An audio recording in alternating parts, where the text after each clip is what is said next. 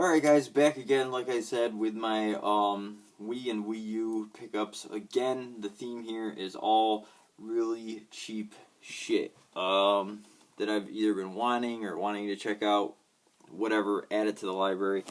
First, Rudolph the Red-Nosed Reindeer. I love Christmas games. I heard this game is ass, but it is $1 at the old GameStop.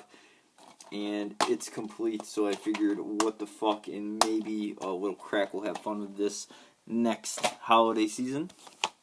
Next is a game I got at Goodwill. I think this was 99 cents, and it is Alien Syndrome. I wasn't really a huge fan of the original Alien Syndrome, and I think this looks kind of boring, but I figured, fuck it, we'll give it a shot. Let's do those ones together. Next, this is kind of weird. I got this at GameStop. It was like $3. It's called Hooked Again, published by Access, but it is actually developed by Arc System Works, which I just find like really bizarre compared to what they normally develop. But when I opened this game to see if the manual was in it, it had like this Remington bird hunt game in it, and I mean, it wasn't just the case, like the game is like in there, right? You can see it, and the manual for it, and then a manual for the Zoo Blaster, which was apparently made by Zoo, who is a pretty shitty publisher on the Wii, and of course the Hooked manual. So I don't know if somebody like traded this game in with this game inside of it, and the person working at GameStop like just didn't take it in separate, or if these were packaged together.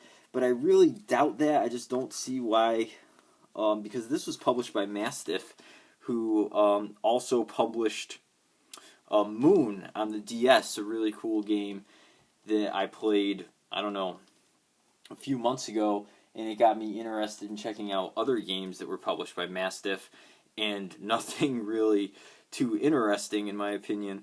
But so yeah, this is published by Mastiff, obviously, like I just said, and this was published by Access, so I don't see how these were related other than they're both kind of like redneck ass fucking games. So probably some fucking guy named Daryl traded this shit in and had the Remington game inside it. Whatever, 2 for the price of 1. Probably all that exposition was not necessary, but there we go. Hooked Again. Next, these 2 games, I used to see these games at every fucking GameStop in the Wii section. Everyone, guaranteed I'd see them, and I always put it off. I'll just get them later, I'll get them when they go on sale, or the 2, buy 2, get 1. And then when it came, like, time to me wanting to actually pick these up, I could never fucking find them. So recently I found a clean copy of each, and I just decided to go for it. And that was kind of prompted because me and my brother played through Overkill on the PS3 co-op, and it was awesome. So, if you haven't figured it out yet, I'm talking about the House of the Dead games, so Overkill here on the Wii, which, like I just said, we just were playing through Overkill on the PS3, and it was so much fun, so we were like, oh, let's get the other fucking House of the Dead games. Haven't checked this one out yet on the Wii. I don't imagine it's much different than the PS3 version.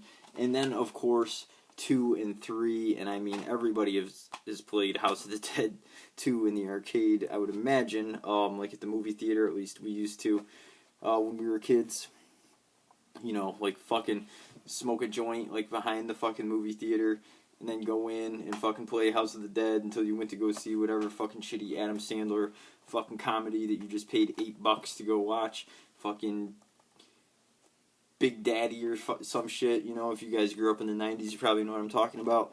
But, yeah, there we go. So, happy to finally get both those, complete, of course, clean, whatever. Next, Obscure the Aftermath. This is another one that I just kind of put off getting forever. I used to see it all the time, and then when I finally decided I wanted to pick it up, then I couldn't find it. So, happy to get this. Also came out on the PS2. Haven't played this one.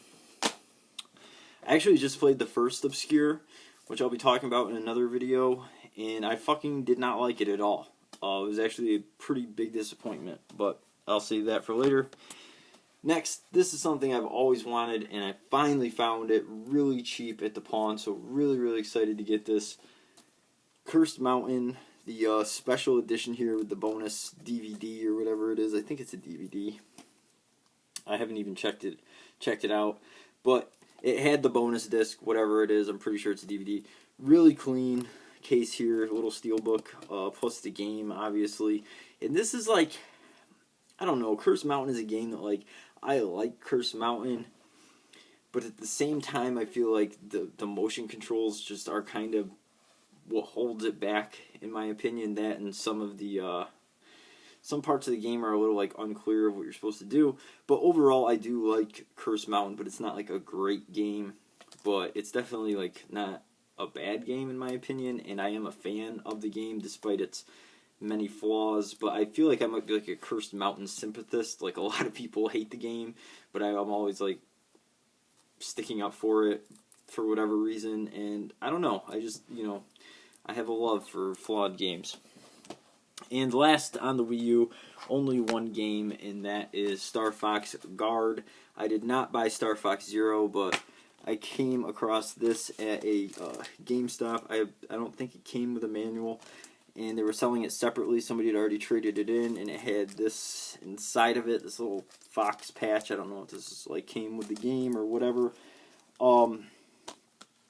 But yeah, I just love this artwork. When I saw that, I was like, oh, I gotta have that. I probably will get Star Fox Zero eventually when it's really cheap. I don't want to spend like full retail on that game. I don't know. I just don't want to. I mean, I enjoy Star Fox, but just something feels like I should just wait on that one. But the artwork, and I was actually more interested in playing this game than the actual Star Fox game, even though I know this is just a reskinned game to like match the Star Fox universe or whatever. But it was $8, so I figured I would just hop on that. I'm sure there's tons of these floating around, but I was impatient. Yeah, that's it for the Nintendo. I'll be right back with the motherfucking Microsoft.